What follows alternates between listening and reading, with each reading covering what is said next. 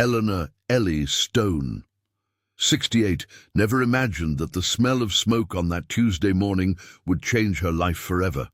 Working as a cleaner for only 3 weeks, she could have run when she saw the flames licking out of the electrical panel. She could have let everything burn and simply saved her own skin. But this woman with calloused hands and a wounded heart did the unthinkable.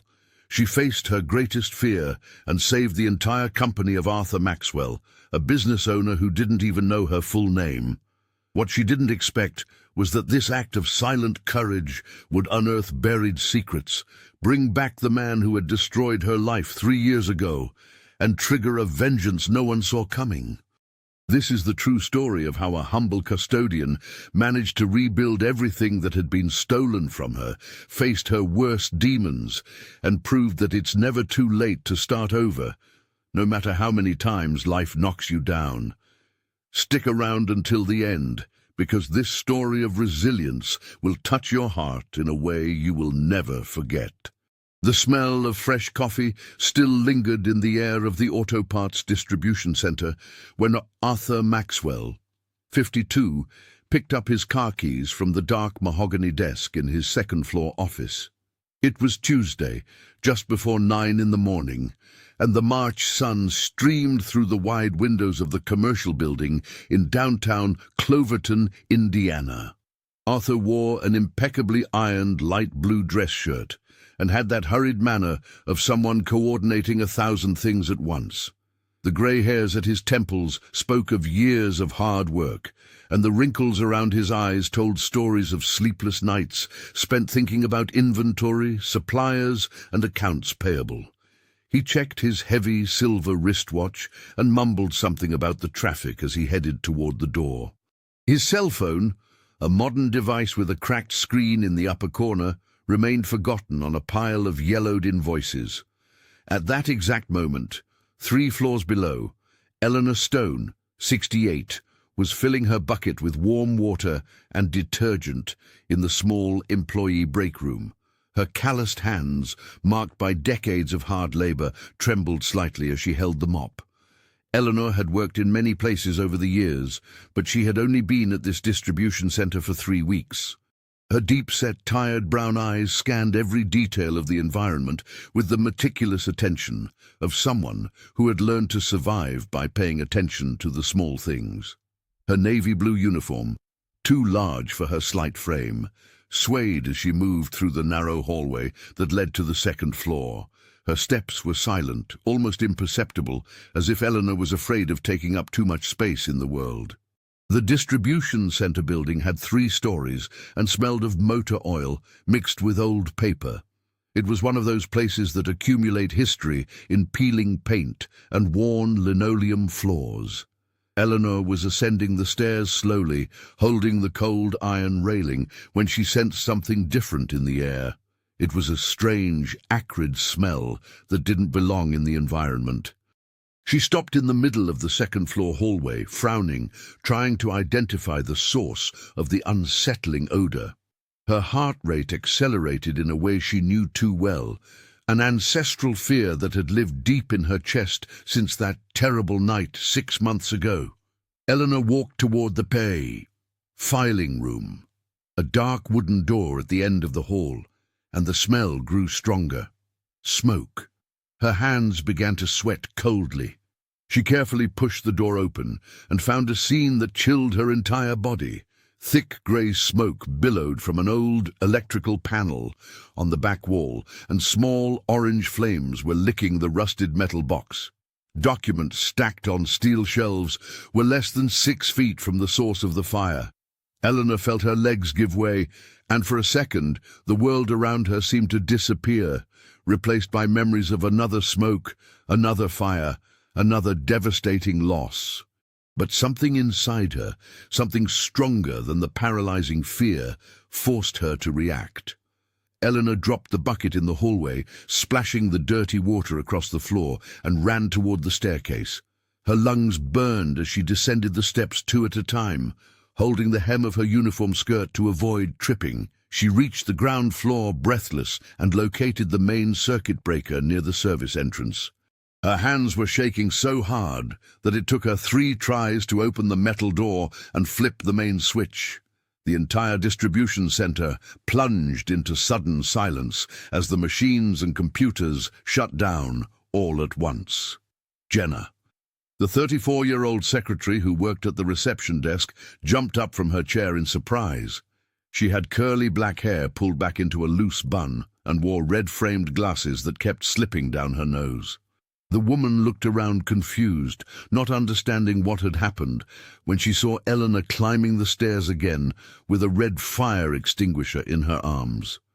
The object was heavy, almost too large for the slight old woman to carry, but Eleanor held it like she was holding her own life. Back in the filing room, Eleanor removed the safety pin from the extinguisher with trembling hands. She had seen the equipment on her first day of work, hanging on the wall near the water cooler, and had mentally memorized its location. Now, aiming the jet of white foam at the flames that were beginning to spread across the wall, Eleanor felt tears streaming down her face. They weren't tears of fear, but of an old pain that never completely healed. The foam covered the electrical panel, and the flames slowly died, leaving behind only acrid smoke and the sickening smell of burnt plastic. When it was all over, Eleanor let the extinguisher fall to the floor and leaned against the wall, sliding down until she was sitting on the cold floor covered in ash and foam. Her body was shaking uncontrollably. Jenna appeared in the doorway, eyes wide with fright, and ran over to her. The secretary was talking, asking questions, but Eleanor could barely hear. Her ears were ringing, and the world seemed distant, as if she were underwater. It was only when Jenna touched her shoulder that Eleanor returned to the present, blinking slowly and trying to control her ragged breathing. 2 hours passed before Arthur returned to the distribution center. He was in his car, stopped at the traffic light on Jefferson Street. When he received Jenna's call on the company phone, the secretary's voice was frantic, speaking too fast, and it took Arthur a few seconds to understand what she was saying. Fire, records room, Eleanor, extinguisher.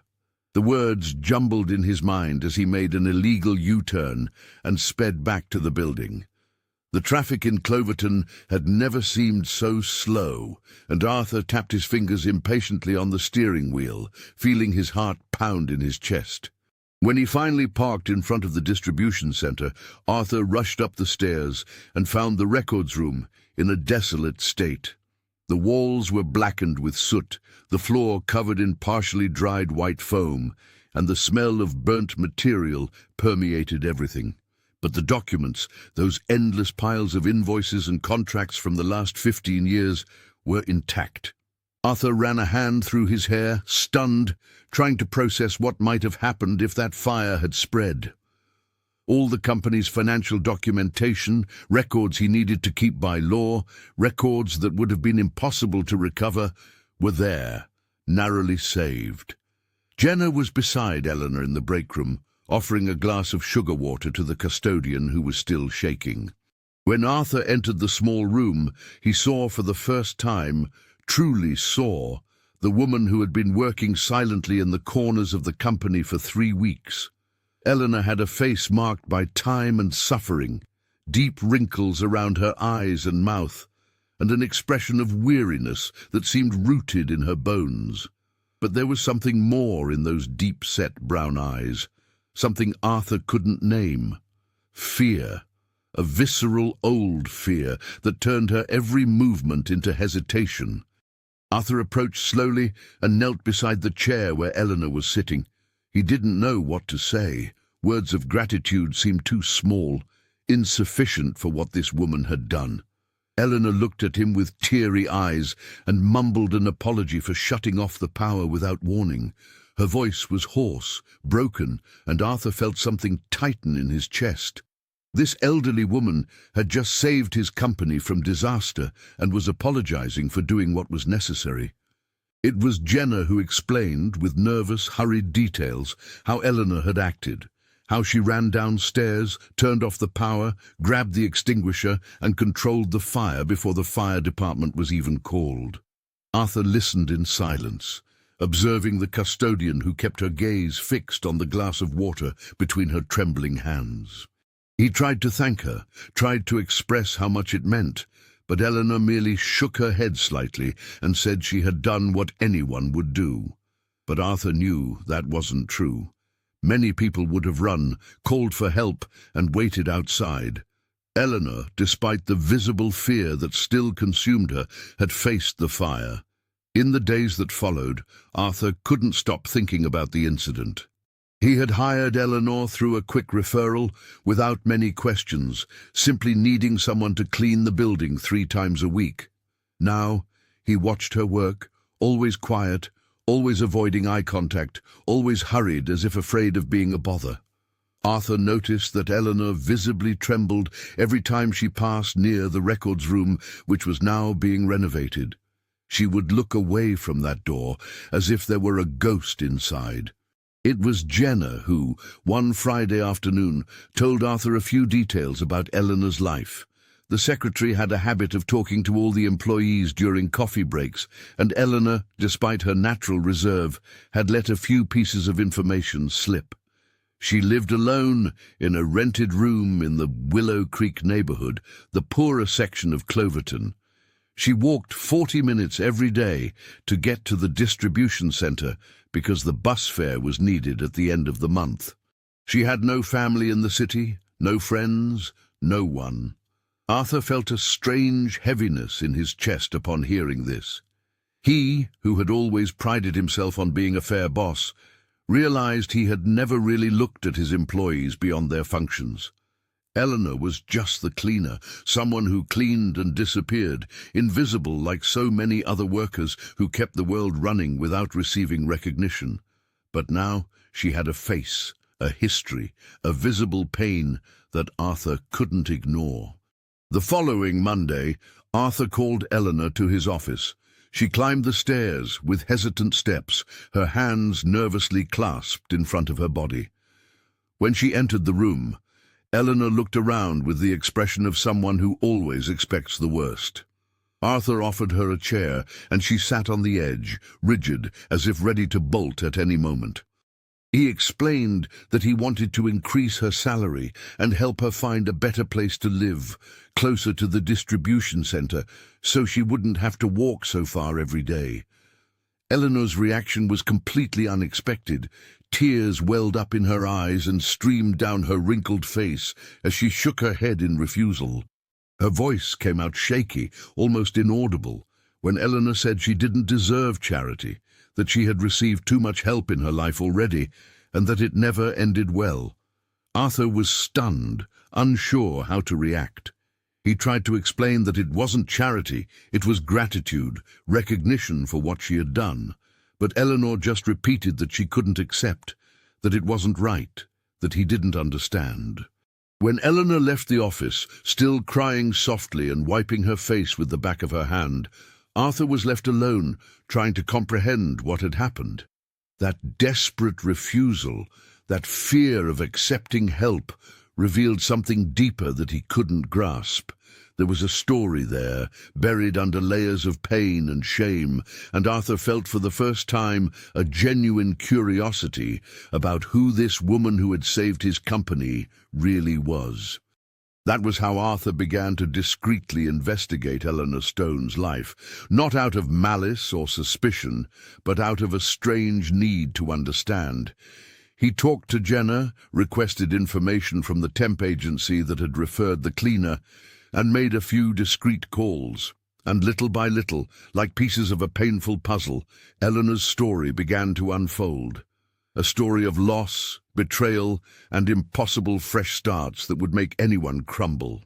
Eleanor Stone's story began to unravel for Arthur through painful fragments he gathered over 2 weeks. The temp agency that had referred her had few records, just an address in the Willow Creek neighborhood and a reference from a former job at a laundry. Arthur discovered that Eleanor had worked there for only 4 months before coming to the distribution center, and before that, there was a void of almost a year in her professional history, a void that screamed untold secrets. It was through a casual conversation with Jenna that Arthur learned about the fire. The secretary mentioned almost accidentally that Eleanor had commented on losing everything in a fire 6 months prior. The information hit Arthur like a punch to the gut. Suddenly, the visceral fear he saw in Eleanor's eyes every time she passed near the records room made terrible sense. This woman had faced her worst nightmare: to save documents that weren't even hers, to protect a company where she had worked for less than a month. Arthur couldn't let the matter drop. On a rainy afternoon in April, when Cloverton was covered by grey clouds that made the town even more melancholy, he drove to the Willow Creek neighborhood. It was an area he rarely visited, composed of narrow, uneven cobblestone streets, simple houses with peeling paint, and tiny yards surrounded by rusted fences. The smell of home-cooked food mixed with wood smoke hung in the humid air. Arthur parked his car in front of a corner convenience store and walked to the address he had scribbled on a crumpled piece of paper in his pocket. The house where Eleanor rented a room was an old 2-story structure with faded yellow walls and wood-framed windows painted sea green. The landlady, a short, stout 73-year-old woman named Edna, with white hair pulled back in a tight bun, answered the door with suspicion. Arthur introduced himself as Eleanor's boss and explained that he wanted to know more about her so he could help her properly. Edna scrutinized him from head to toe, noting the expensive clothing and the wristwatch that probably cost more than 6 months' rent, before cracking a toothless smile and inviting him in. Edna's living room smelled of mothballs and cornbread. Old, dark wood furniture occupied every available corner, and there were colorful doilies covering all the armrests of the chairs. Arthur sat where the woman indicated and accepted the strong coffee she insisted on serving. It was there, in that room cluttered with other people's memories, that Arthur first heard Eleanor Stone's complete story. And every word that Edna uttered with her smoker's husky voice seemed to add more weight to his chest. Eleanor had arrived at the rented room 7 months ago, in the middle of August, carrying only an old plaid suitcase and an expression of defeat that Edna immediately recognized. The landlady had seen many people broken by life pass through there over the years, but there was something particularly devastating in the way Eleanor moved, as if every step hurt. Edna recounted that it took weeks to coax more than monosyllables out of the tenant, but little by little, over shared coffee in the kitchen, the story emerged. Eleanor wasn't just a custodian who had always lived off humble jobs. She had once owned a small children's clothing store called Little Star, located in downtown Cloverton, which had operated for nearly 12 years. The shop was modest but honest, and Eleanor managed to live decently from it. She sold colorful onesies, hand-embroidered dresses, baby shoes and crocheted blankets that she made herself on quiet nights. Mothers in the city knew Little Star and trusted the quality of the items and Eleanor's honesty. But 3 years ago, everything changed when Randy Tanner, 47, showed up in her life. Randy was a soft-spoken man with an easy smile, black hair always slicked back with shiny gel, and suits that looked too custom-made for someone who claimed to be just starting out in business. He walked into the store one day in December, examining the baby clothes with feigned interest, and began talking to Eleanor about the difficulties of maintaining a small business. Weeks later, he returned with a proposition: to become her partner, to invest money to expand the store, modernize the inventory, and reach more customers. Eleanor, who had always worked alone since her husband passed away 15 years earlier, hesitated at first. But Randy was persistent and convincing. He talked about missed opportunities, wasted potential, about how Little Star could be so much more than it was. And Eleanor, tired of fighting alone, eventually agreed. It was the biggest mistake of her life. Edna told all this with an expression of deep sadness, slowly shaking her head as Arthur listened in silence, the coffee cooling in the forgotten cup between his hands. For the first 6 months of the partnership, everything seemed wonderful. Randy brought money, renovated the store, increased the inventory, and even hired an employee to help Eleanor. Little Star had never sold so much, but Eleanor began to notice strange things. Documents she needed to sign in a hurry, with no time to read. Meetings with the accountant that Randy went to alone, saying she shouldn't worry about the bureaucratic details. Suppliers she didn't know showing up with bills. When Eleanor finally demanded to see the store's financial records, Randy said everything was stored in his office and he would bring them the following week. He never did. In fact, Randy disappeared. He simply vanished from the city, taking all the money from Little Star's bank account and leaving behind a mountain of debt Eleanor had no clue about. It turned out that Randy had registered the store as his property, forging Eleanor's signature on crucial documents, and had taken out loans using Little Star as collateral. When creditors started showing up, Eleanor was left alone to face the storm. Arthur listened to all of it, feeling a rage growing in his chest, an indignation that heated his face and tightened his jaw. Edna continued, explaining how Eleanor tried to prove she had been swindled, but without resources to hire a decent lawyer, and with documents that appeared to legitimize Randy as the owner, she didn't stand a chance. The store was closed, the products were seized to pay off part of the debts, and Eleanor was left with a ruined credit score across the city. But the worst was yet to come. 6 months ago, on a suffocating night in February, the small house where Eleanor lived alone caught fire. She woke up to the smell of smoke and managed to escape with only the clothes on her back and the purse hanging on the kitchen chair. The fire department said the fire started in the old electrical wiring, but Eleanor never believed it. She was certain Randy had something to do with it, although she had no way to prove it. The house was rented and uninsured. Eleanor lost everything that remained of her former life: family photographs, the sewing machine that had belonged to her mother, clothes, furniture, memories. Everything turned to ashes. That's how she ended up with Edna, a broken woman trying to pick herself up by her own bootstraps. She worked at the laundry for 4 months, waking up at 4 in the morning to handle the heavy work of washing and ironing hotel linens. The salary barely paid the rent for the tiny room and the most basic food. When the cleaner position at the distribution center came up, Eleanor saw a chance for slightly better hours and less strenuous work for her already tired body. She never expected that job would put her face to face with her worst nightmare again. Arthur left Edna's house with a heavy heart and a restless mind. The rain had stopped, but the sky remained grey and threatening. He drove back home on autopilot, processing everything he had just heard. This woman had lost everything, had been betrayed in the worst possible way, and yet had risked her own life to save the documents of a company where she barely knew the boss. The silent courage of that act was overwhelming. That night, Arthur barely slept. He lay beside Carol, his wife, listening to her steady breathing and thinking about Eleanor alone in that rented room in Willow Creek. Carol, 49, was a beautiful woman with dyed blonde hair and perfectly manicured nails, the daughter of business owners who had built a small fortune with a furniture factory. She had grown up with housekeepers, chauffeurs, and the unwavering certainty that social classes were naturally defined.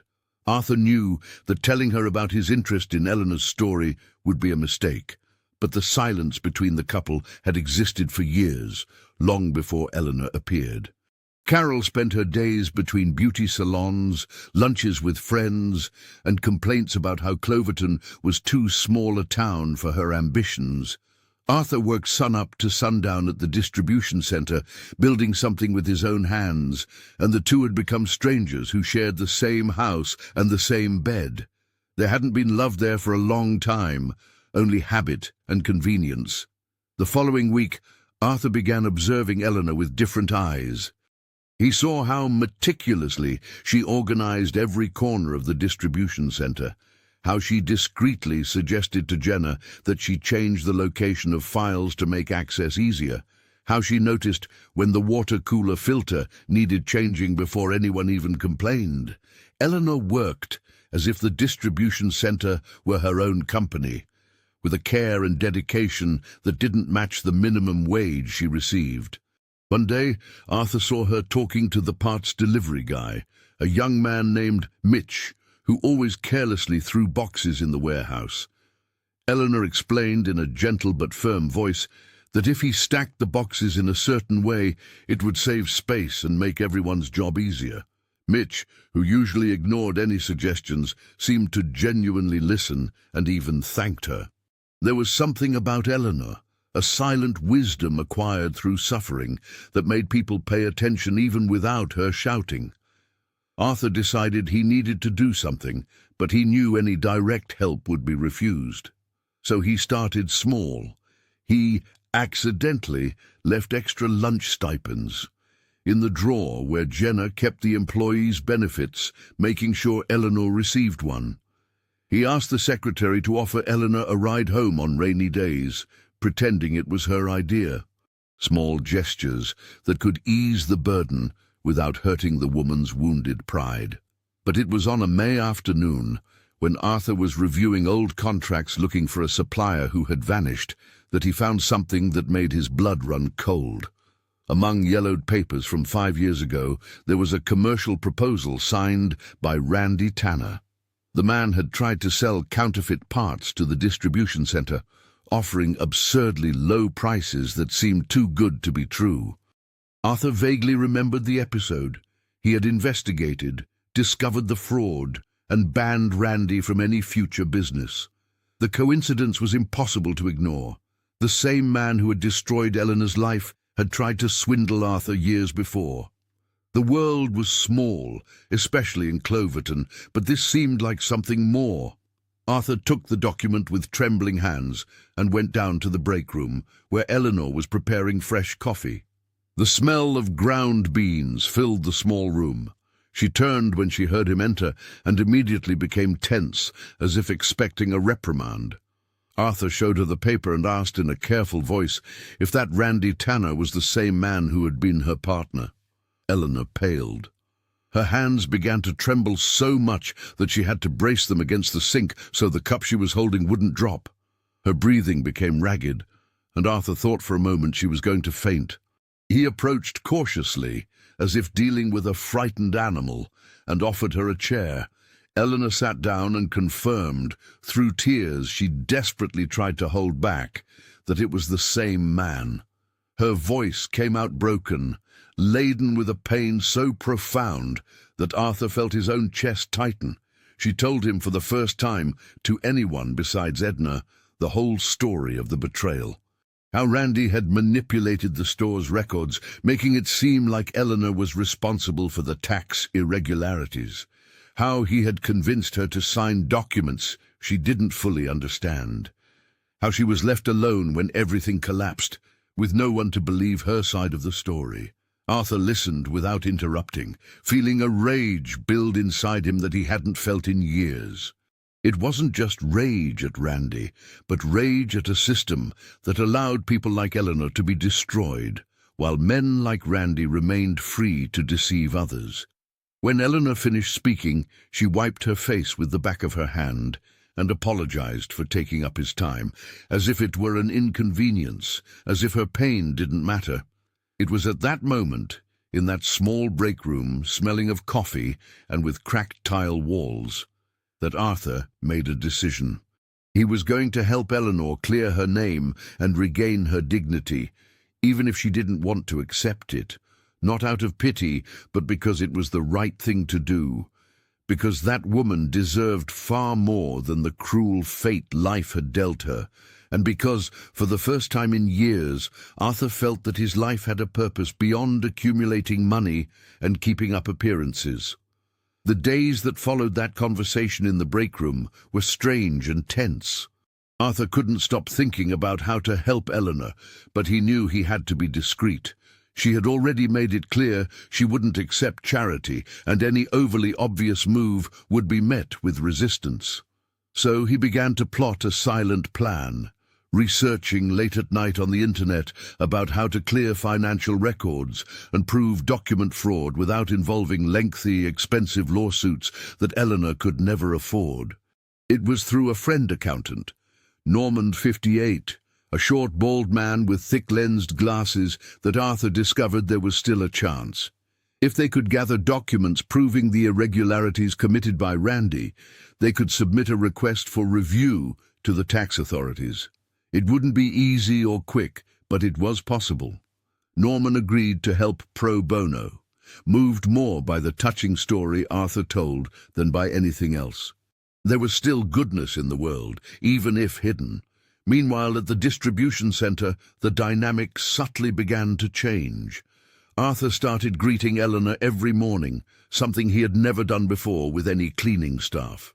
Small conversations about the weather, about how the work was going, about whether she needed anything. Eleanor always responded with polite monosyllables, clearly uncomfortable with the attention, but gradually that extreme tension began to decrease. She still looked away and kept her hands busy whenever Arthur approached, but the trembling in her hands became less intense. Jenna noticed the change, and on a Friday afternoon in June, when the cold wind typical of Indiana was starting to blow through the open windows, she commented to Arthur that she thought his interest in the custodian was nice. The secretary had a direct way of speaking that was sometimes annoying, but Arthur appreciated the honesty. He explained, choosing his words carefully, that Eleanor had been through difficult situations and deserved to be treated with more dignity. Jenna agreed with a sad smile and said she had noticed how little Eleanor ate at lunch, always saving half her packed meal for dinner. That information hurt Arthur in a way he didn't expect. Imagining Eleanor rationing food to make the money last the whole month was devastating. He discreetly increased the food allowance tuition for all employees, justifying it as an inflation adjustment, just so Eleanor would receive more without it looking like special treatment. They were small gestures, almost insignificant compared to what she needed, but Arthur felt he was at least doing something. The real work, however, was happening in the shadows. Norman managed to gain access to Little Star's old records through contacts at the City Hall. What they found confirmed everything Eleanor had said. There were documents with visibly forged signatures, contracts listing Randy as the majority owner despite Eleanor opening the store years before meeting him, and loans taken out in the company's name without her approval. It was clear, documented fraud, but it had gone unnoticed in the slow bureaucracy of the public offices. Arthur and Norman spent weeks gathering everything, organizing it into colored folders that piled up on the accountant's table. It was a complex puzzle of dates, signatures, and contradictory contracts. Each piece that fit brought more clarity about how Randy had operated his fraud in a meticulous and planned way.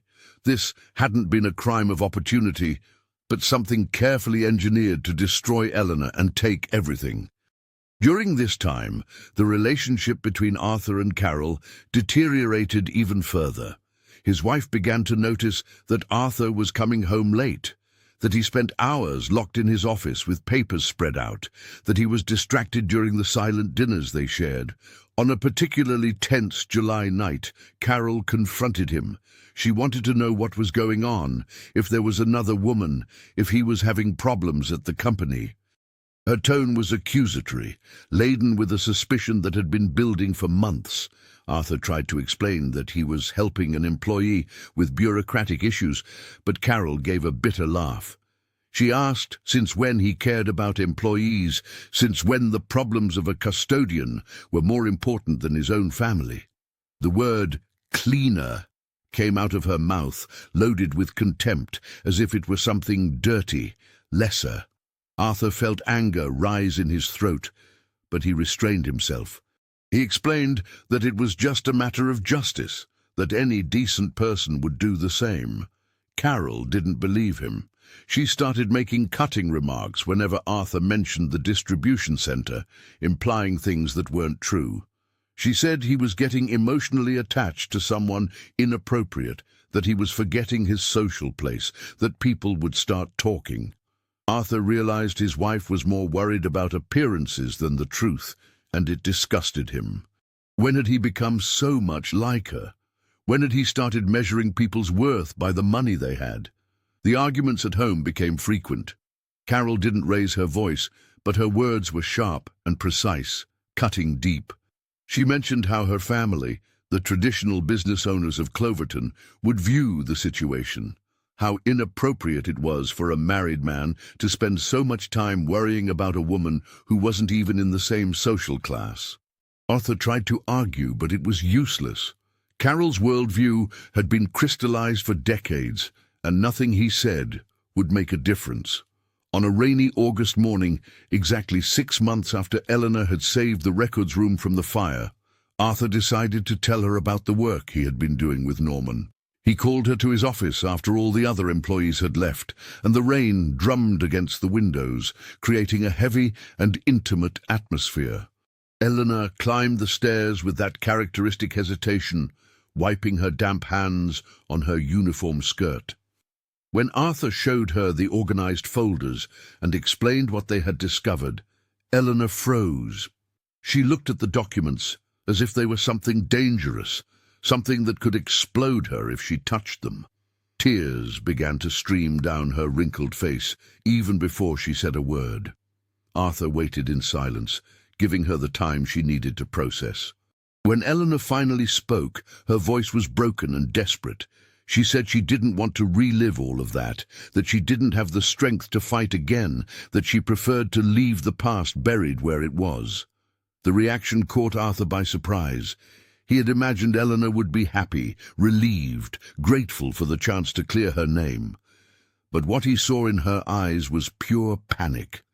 She explained, sobbing quietly, that confronting Randy, even if only through paperwork and bureaucratic processes, terrified her, that the man had threatened to do worse things if she tried to prove her innocence, that she was sure the fire in her house had not been an accident, that she was afraid if she stirred everything up again, she would lose the little she still had.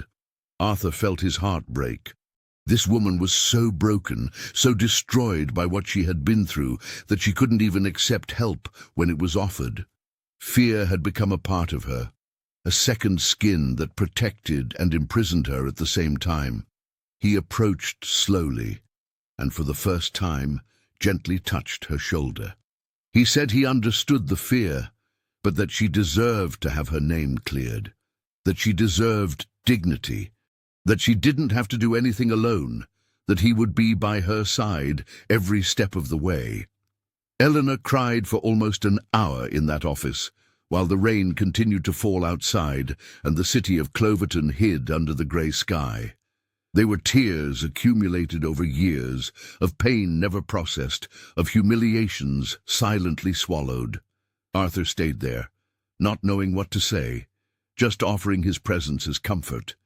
When she finally calmed down, Eleanor looked at him with red, swollen eyes and asked why he was doing this, why he cared. Arthur thought carefully before answering. He said he had spent years building a company, accumulating money, maintaining appearances, but that he had never really done anything that mattered, that Eleanor had risked everything to save documents that weren't even hers, and that silent act of courage had awakened something in him. Something that had been dormant for a long time, the capacity to see people as real human beings, with pains and stories that deserved to be heard. Eleanor was silent for a long moment, processing those words. Finally, in a voice so low that Arthur had to lean in to hear, she agreed to try, but she asked him to go slowly, to be patient with her fears, to understand if she backed out halfway through. Arthur promised all that and more, feeling for the first time in months a sense of purpose that went beyond numbers on spreadsheets and business contracts. In the following days, Arthur and Norman began the formal process of challenging the tax authorities. It was bureaucratic, slow and frustrating, involving endless forms and protocols that seemed designed to discourage anyone. But they persisted, setting up meetings with board public officials, repeatedly explaining the situation, attaching copies of the documents that proved the fraud. Every small advance felt like a monumental victory. Eleanor, in turn, began to have more frequent anxiety attacks, Jenna found her twice in the distribution center restroom, hyperventilating and shaking, unable to control the panic that overwhelmed her. The secretary, who had developed a genuine affection for the cleaner, learned to recognize the signs and help her through those terrible moments. Slow breathing, cold water on the face, words of comfort repeated like mantras. It was painful to witness how much this was costing Eleanor. Arthur also noticed the changes. Eleanor lost even more weight, the already loose clothes becoming even baggier on her slight frame. She slept poorly, with deep, dark circles marking her tired face. Sometimes Arthur saw her paused in the middle of a task, staring into space with an expression of terror that had no connection to the present. She was reliving traumas, and every step toward justice cost a piece of her already fragile peace. 3 months passed at this slow, painful pace. August turned into September, September turned into October, and the trees of Cloverton began to blossom with the vibrant colors of autumn. The town filled with purple and yellow trees, bringing beauty to streets that seemed monotonous the rest of the year. But for Eleanor, all that beauty was just a backdrop to an internal struggle that consumed her strength day after day. It was in late October that the breakthrough happened. Norman called Arthur on a Thursday afternoon, his voice filled with an emotion he tried to contain. They had done it. After months of bureaucracy and persistence, the tax authorities had agreed to review Eleanor's case. More than that, based on the documents presented, they had removed the irregularities from her name and opened an investigation into Randy Tanner's practices. It wasn't a complete victory, but it was a start. Arthur hung up the phone with hands trembling with emotion. He ran down the stairs to the ground floor, where Eleanor was organizing the cleaning supplies closet. When he broke the news, she went completely still. Her eyes filled with tears, but this time they were not tears of fear or pain. They were tears of something Eleanor hadn't felt for so long that she had forgotten how to name it: hope. But the happiness was short-lived, because the next day, a Friday that started sunny and promising, Randy Tanner returned to Cloverton, and he didn't return alone or without plans. He had become a commercial representative for a competitor of Arthur's distribution center, and his first stop was right there, at the place where Eleanor was finally starting to feel safe. Fate, cruel as always, had one more ordeal prepared. Eleanor was on the second floor cleaning the hallway windows when she heard that voice, a voice she hadn't heard in almost 3 years, but one she would recognize anywhere, even in the middle of a noisy crowd. The sound of that soft, calculating speech made all the blood drain from her face. The cleaning cloth slipped from her trembling hands and fell to the wet floor with a dull thud. She turned slowly, as if the movement might break something inside her, and looked toward the staircase leading to the ground floor. Randy Tanner was in the reception area, talking to Jenna. He wore a well-cut grey suit, shiny black shoes, and that fake smile Eleanor knew so well.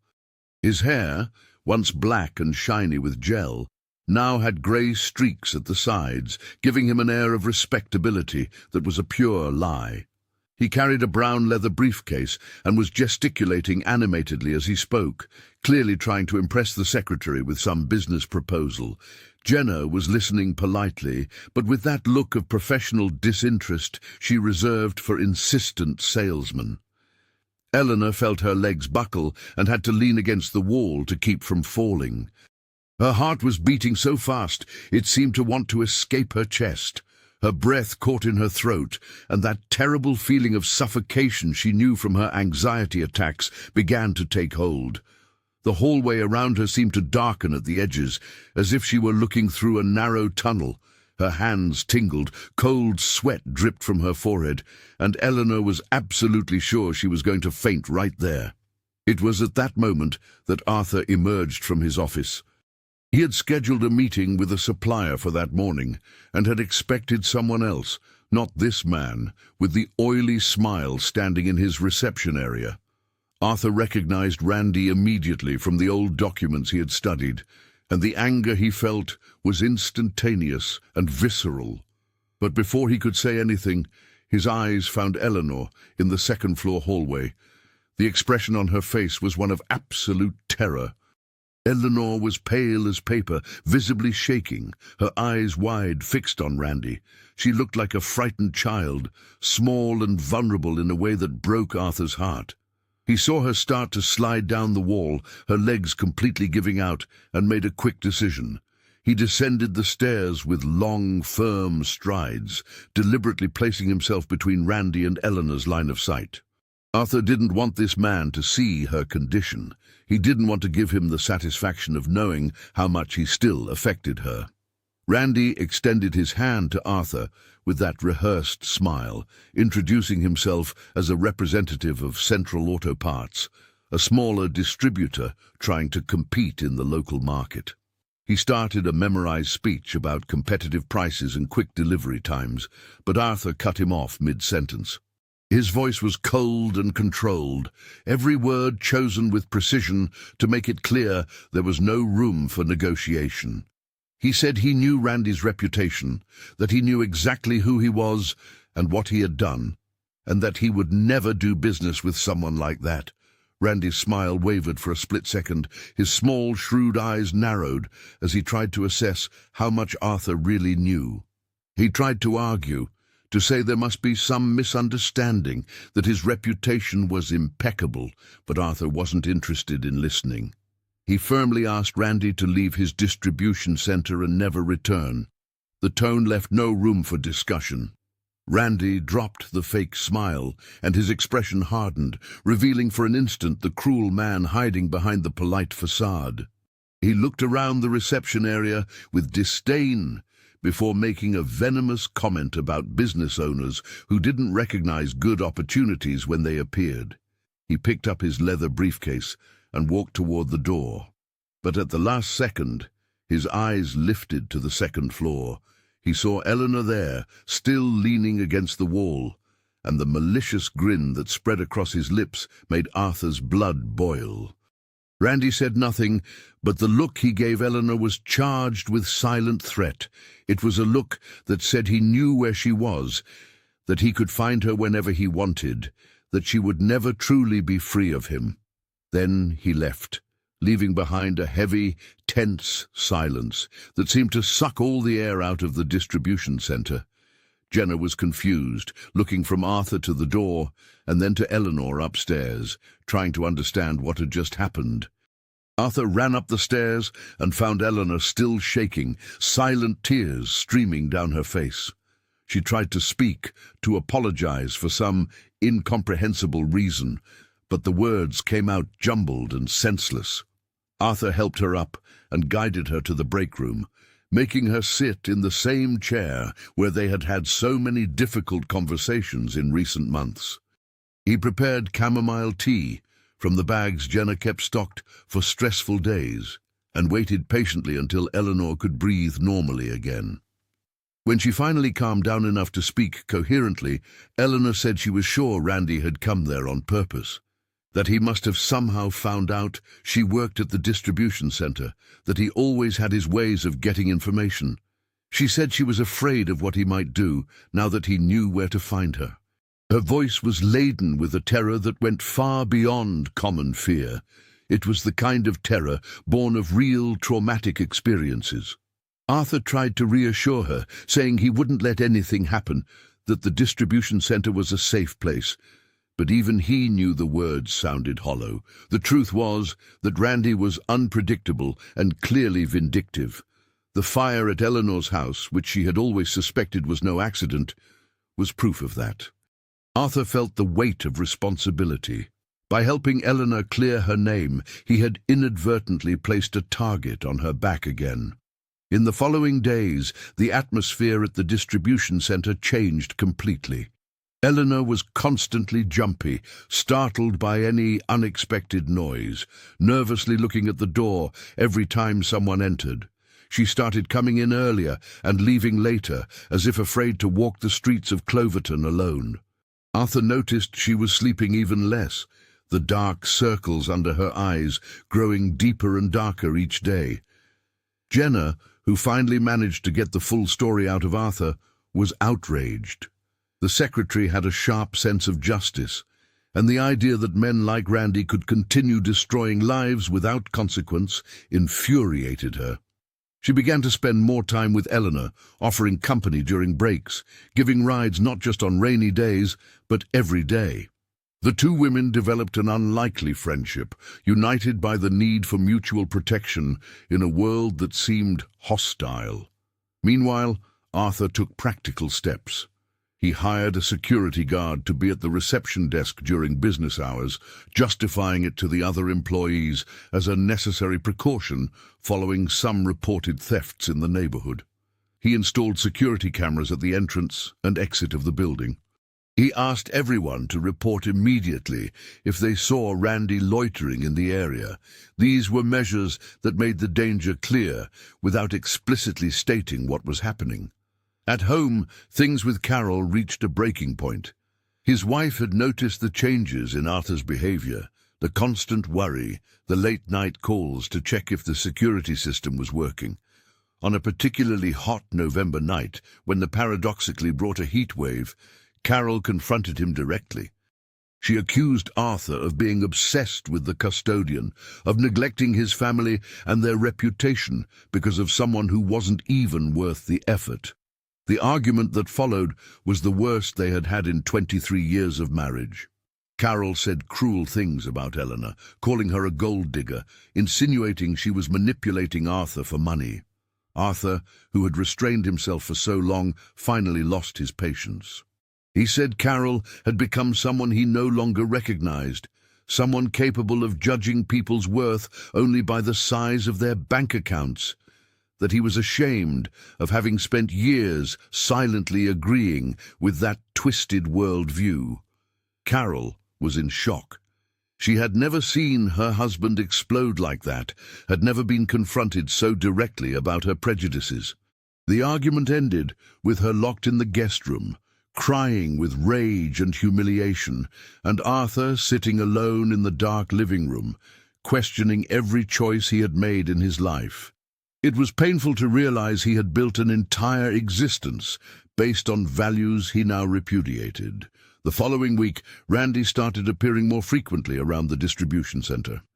He never came inside, just drove by slowly, looking at the building with that malicious smile. Sometimes he would park across the street pretending to be on the phone, but clearly observing who entered and left. It was a form of psychological intimidation, and it was working. Eleanor entered a state of constant anxiety that worried even Jenna, who was not easily shaken. Arthur tried to file a harassment complaint, but without direct threats or clear illegal actions, there wasn't much that could be done. Randy was too smart to obviously cross the line of legality.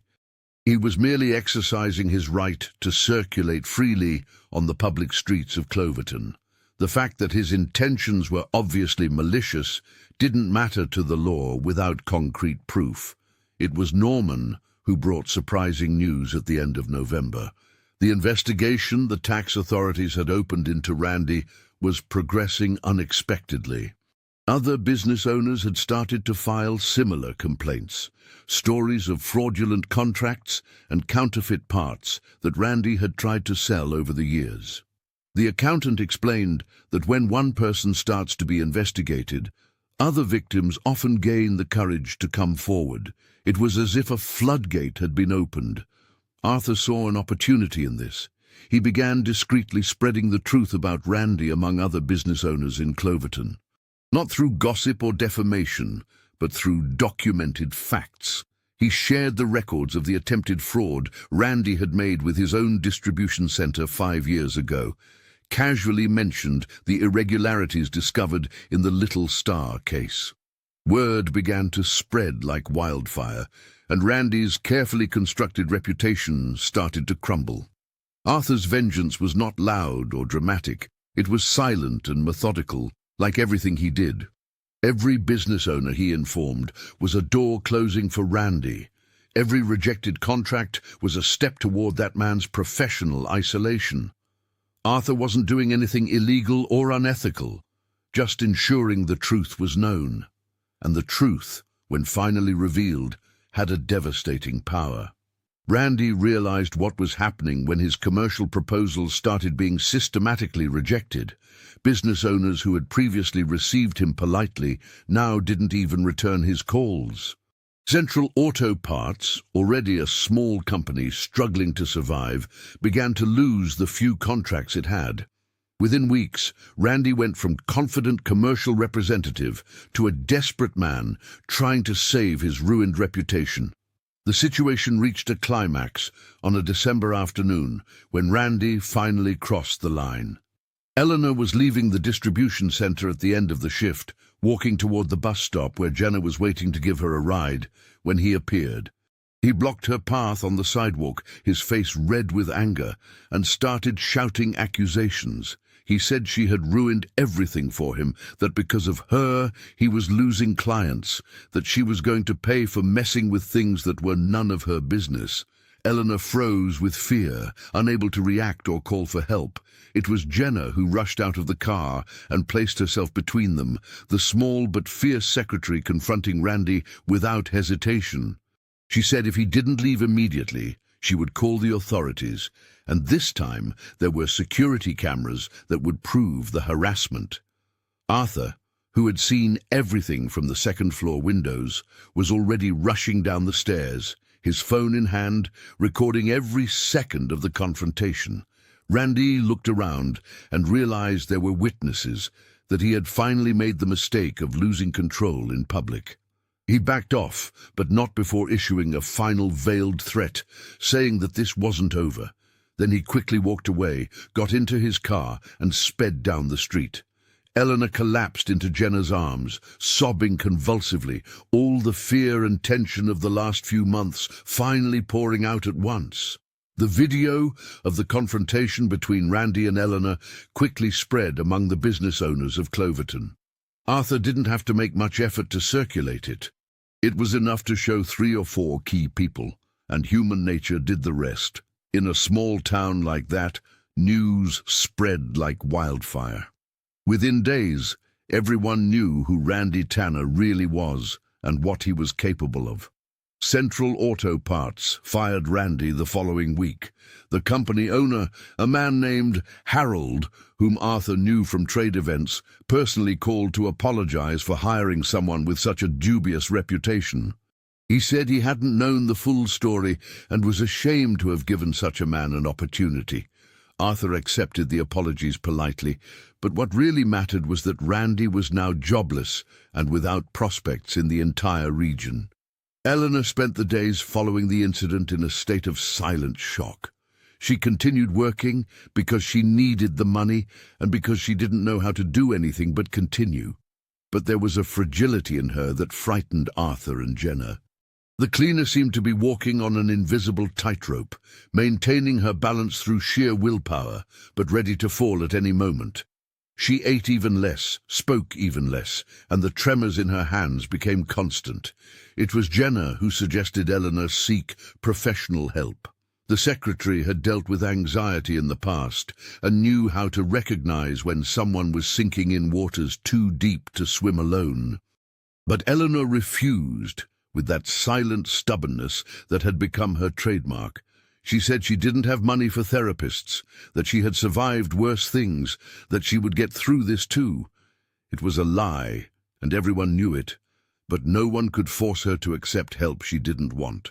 Arthur, desperate to do something useful, decided to take a step he had avoided for months. He significantly increased Eleanor's salary, justifying it as recognition for her service time and exceptional dedication to the work. This time she couldn't refuse because the money simply appeared in her account at the end of the month. When Eleanor noticed and went to confront him, Arthur was firm. He said it wasn't charity, it was what she deserved and should always have received. Eleanor cried, as she always did when someone showed genuine kindness, but she accepted. With the extra money, she managed to rent a small apartment closer to the distribution center, a place that had its own bathroom and a full kitchen, luxuries the room at Edna's house didn't offer. The move happened on a Saturday afternoon, with Jenna and her husband helping to carry the few things Eleanor owned.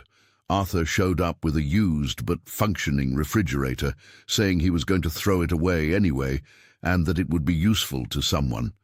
The apartment was small and simple, but it was hers. Eleanor spent the first night there, sitting on the floor of the empty living room, looking out the window that overlooked a tree-lined street where children were playing under the streetlights. There was something deeply moving about having her own space again, about being able to close a door and know she was safe. For the first time in almost a year, Eleanor managed to sleep an entire night without waking up with nightmares of fire and smoke. Meanwhile, Randy disappeared from Cloverton. No one knew exactly where he had gone, but rumors were circulating that he was trying to start over in another Indiana or Ohio town. Arthur heard through Norman that the tax investigation into Randy was progressing, that he would likely face heavy fines and possible restrictions on opening new businesses. It was a small and slow justice, but it was justice. With Randy out of the way, Eleanor slowly began to breathe again. It took weeks, but the tremors in her hands lessened. The anxiety attacks became less frequent. She started to smile occasionally, small, shy smiles that surprisingly lit up her tired face. Jenna commented that it was like watching a wilting plant receiving water after a long drought, the gradual rebirth of something everyone thought was permanently destroyed. At home, Arthur faced his own storm. Carol had issued an ultimatum. Either he stopped with this obsession with the custodian and returned to behaving like a proper husband, or she would file for separation. The threat was made on a cold January night, when the winter paradoxically brought a cold front that left Cloverton with low temperatures and persistent rain. Arthur looked at his wife, at the woman with whom he had shared more than half his life, and realized he felt nothing but exhaustion. He told Carol that maybe separation was best for both of them, that they had become different people, with incompatible values, and that continuing to stay together just out of fear of change was dishonest. Carol hadn't expected that answer. She had made the threat expecting Arthur to beg, apologize, promise to change. When he simply agreed, the reality of the situation hit her like a slap in the face. What followed was painful and complicated, like any separation after so many years. Lawyers, division of assets, tense conversations about who would get what. Arthur discovered that Carol was more vindictive than he imagined, fighting for every penny as if she were waging a personal war. But he was too tired to fight back. He gave her everything she asked for, keeping only the distribution center and a small condo downtown. It was all he really needed. During this turbulent period, Eleanor became a constant and reassuring presence in Arthur's life.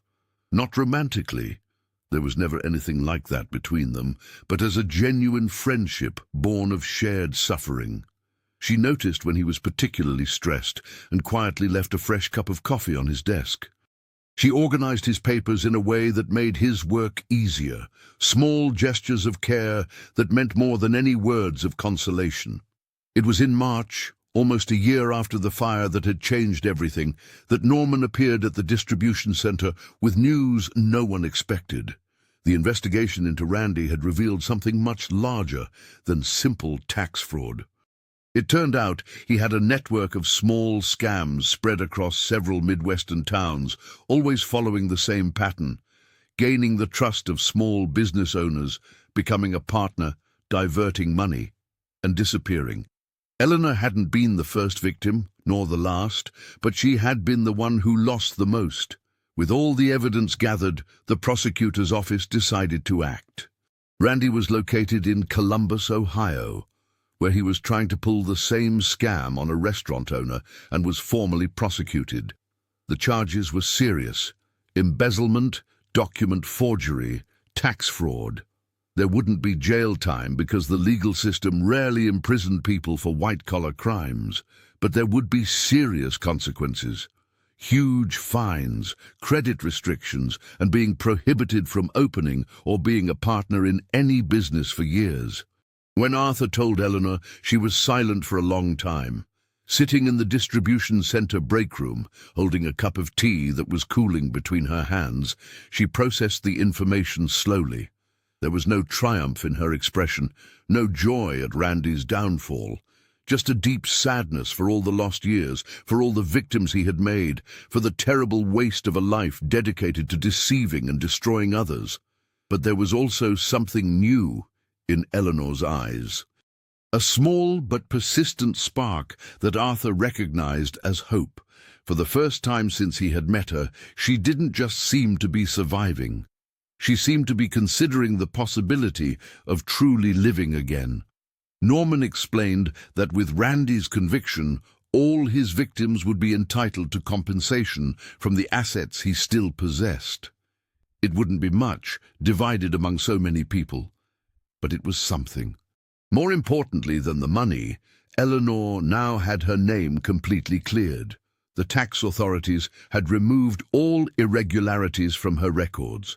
She could open a bank account without restrictions, get loans, start a business if she wanted to.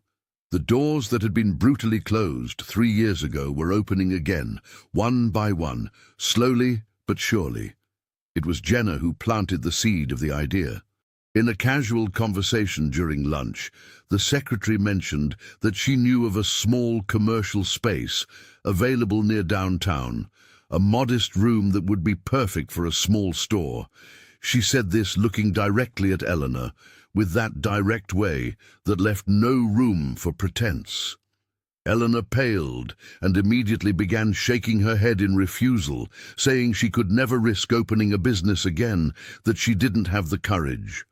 But the idea, once planted, began to grow. In the following days, Eleanor found herself thinking about it when she should have been working. She remembered how much she loved having Little Star, how gratifying it was to help mothers choose beautiful clothes for their babies, how useful and productive she felt. The store had been more than a business. It had been a purpose, a reason to wake up every day with hope in her chest. Arthur noticed the change in her and decided to act. Without telling Eleanor, he and Norman began working on a simple business plan for a new store. They researched reliable suppliers, calculated initial costs, and studied the viability of the local market. Arthur used his contacts to get better prices on equipment and furniture. Norman offered his accounting services for free for the first year. A support network was forming, silent and efficient. When they presented the plan to Eleanor, her reaction was complex and contradictory. She cried, as always, but this time the tears were mixed with something different. Fear was still there, certainly, but also excitement, possibility, a future she had thought was permanently closed. Arthur made it clear that he wasn't offering charity. He was offering a partnership opportunity. He would invest the initial capital, she would manage the store, and the profits would be split until she could buy out his share. Eleanor spent an entire week considering it. It was a period of intense anxiety, sleepless nights, long conversations with Jenna, who acted as her counselor and friend. The secretary encouraged her, saying she deserved a second chance, that she had the necessary experience and knowledge, that she didn't have to be afraid to start over. Edna, the former landlady where Eleanor rented the room, was also visited and gave her blessing, saying it would be a terrible waste to let so much talent and dedication die in fear. In the end, it was the memory of her mother that decided it. Eleanor remembered how the woman had taught her to sew when she was a child, how they made doll clothes together on rainy afternoons, how her mother always said that honest work done with love was the greatest dignity a person could have, and Eleanor realized that staying paralyzed by fear was letting Randy win again, was allowing him to steal not only her past, but also her future. On a sunny morning in April, exactly 13 months after the fire that had changed everything, Eleanor said yes. The commercial space Jenna had mentioned was on Rosewood Lane, a busy street near the Cloverton Municipal Market. It was a small space, only about 200 square feet, but it had a wide storefront window facing the street and received morning sun. The floor was simple white tile, the walls needed painting, but the structure was solid and the rent fit the tight budget Arthur and Norman had calculated. Eleanor entered that empty space for the first time on a May afternoon and stood in the center, slowly turning to absorb every detail. Her hands trembled, but it wasn't just fear this time. It was also anticipation, possibility, the vertigo of being on the verge of something new and frightening. She closed her eyes and could visualize shelves against the walls, racks with colorful clothes, a small table with folded blankets. She could smell new fabric and hear the sound of mothers talking as they chose gifts for their babies. The renovation began the following week. Arthur hired a known painter, but it was Eleanor who chose the colors. Walls in a soft cream tone, details in light pink and baby blue, an attempt to create a welcoming atmosphere without being obvious. Jenna helped with the decoration, bringing ideas from magazines and websites she had researched. Her husband, who worked in carpentry, built custom shelves at cost price, his silent way of contributing to that collective new start. Throughout the process, Eleanor worked with a dedication that bordered on obsession. She continued cleaning the distribution center during the day, but spent every afternoon and weekend at the new store. She painted baseboards with meticulous care, installed hooks on the walls, cleaned the storefront window until it sparkled. Every inch of that space received her total attention, as if she were building not just a store, but also a tangible future where she could finally believe. Arthur watched everything from a distance, offering help when needed, but respecting Eleanor's space to do it her way. He had learned in recent months that there is a crucial difference between helping and controlling, between supporting and stifling. Eleanor needed to feel that this was hers, that every decision came from her own calloused hands, not from someone doing things for her. The choice of the store's name was an emotional moment. Eleanor wanted something new, not Little Star again, because that name carried too much pain. After much thought, she decided on Rosemary, in honor of her mother, who always said rosemary was the plant of remembrance and renewal. Arthur had a simple but beautiful sign made, with wooden letters painted white, which was installed above the door on a June morning that smelled like summer arriving. Finding suppliers was harder than Eleanor expected. Many still remembered the scandal with Randy and Little Star, and even with her name cleared, there was understandable hesitation. But Arthur used his reputation as an established businessman to open doors, making personal introductions and vouching for Eleanor's integrity. Slowly, the pieces began to fit together. A supplier of baby onesies from Indianapolis. Another for little shoes from Louisville, Kiwi, Defy, a small family blanket factory in Cincinnati, Ochi. The initial inventory was modest, but carefully selected. Eleanor chose each piece personally, examining seams and fabrics with the trained eye of someone who understood the business.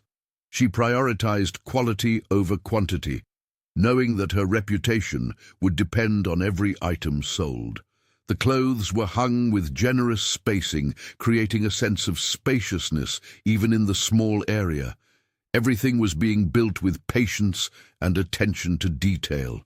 Throughout this process, something fundamentally changed in Eleanor. The stooped, frightened woman Arthur had met a year ago was gradually transforming. She began to walk straighter, to look people in the eye when she spoke, to smile more frequently.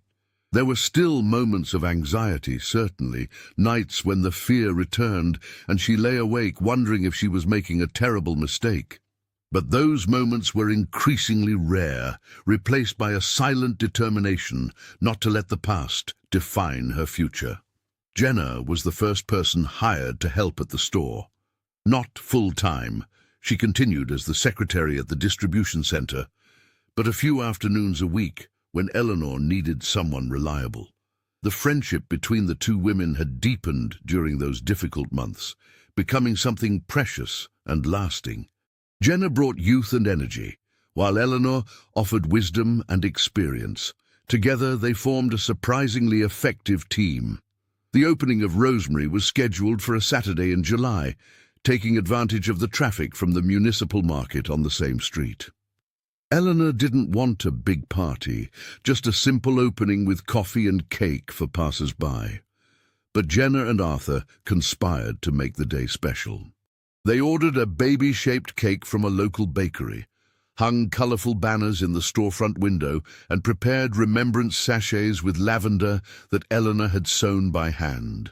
On the morning of the opening, Eleanor woke up at 5, unable to sleep any longer. She sat in the small living room of her apartment, looking out the window while the city still slept under the grey winter sky. Her hands trembled with nervousness, her stomach churned with anxiety, but there was also an excitement she hadn't felt in years.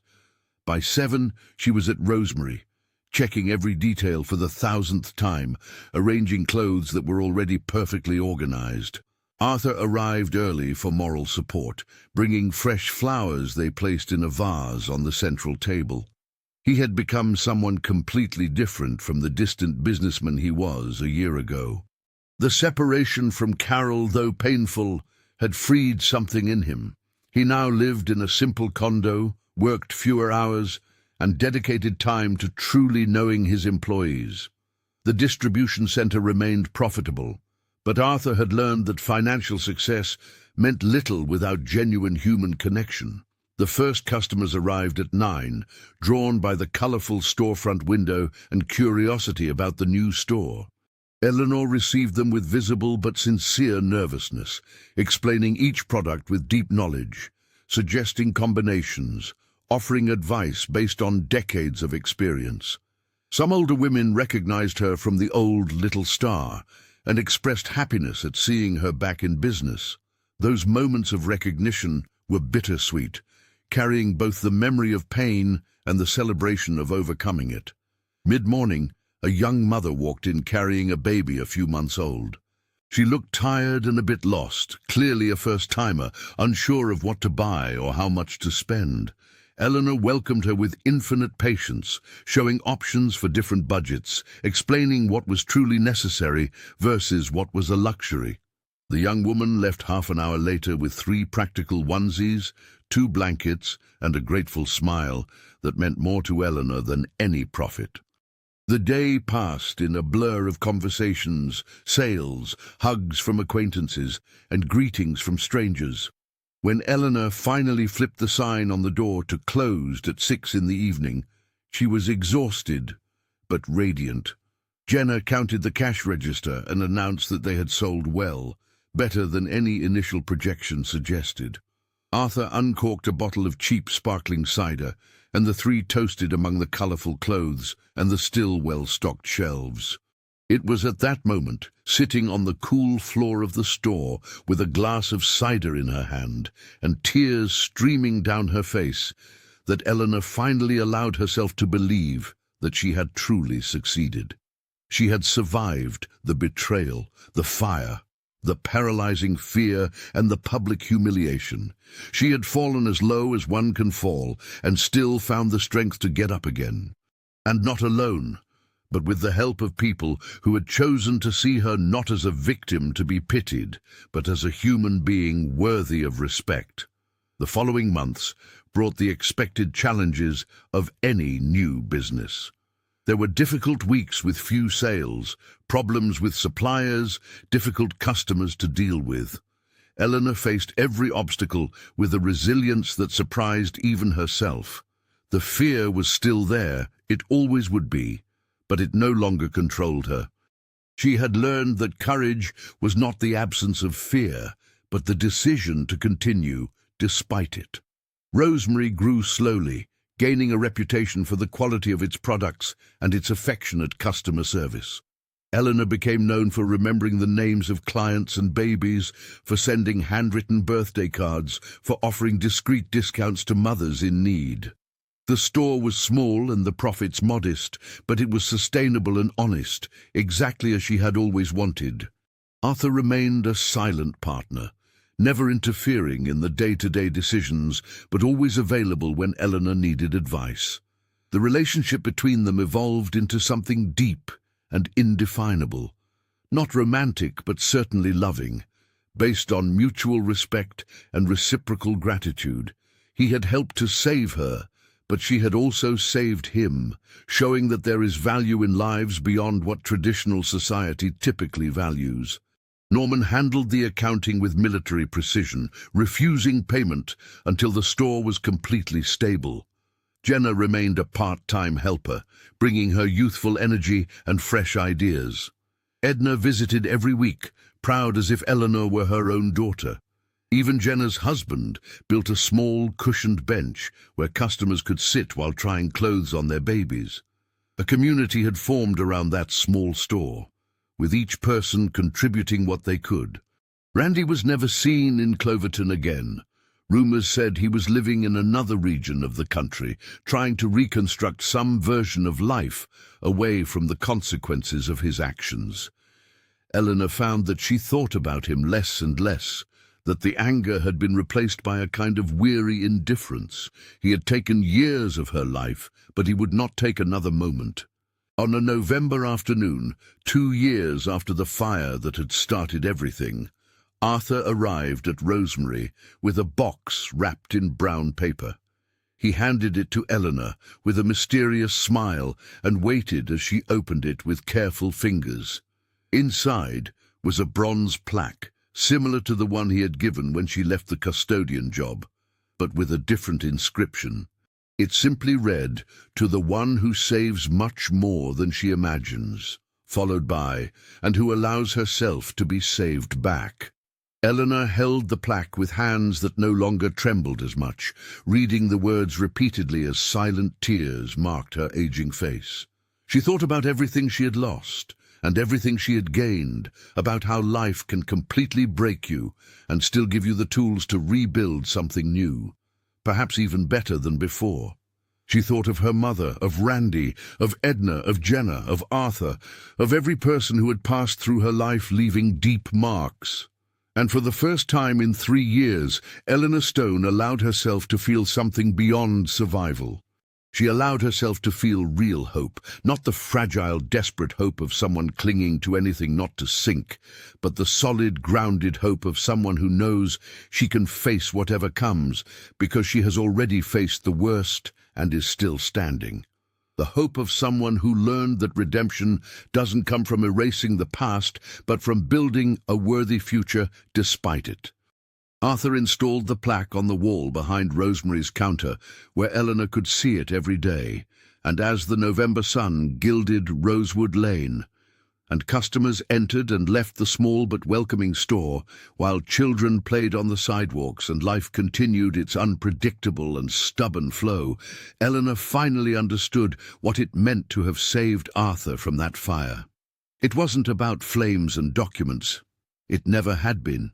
It was about reminding each other that kindness still exists, that people still matter, that fresh starts are still possible even when all seems lost.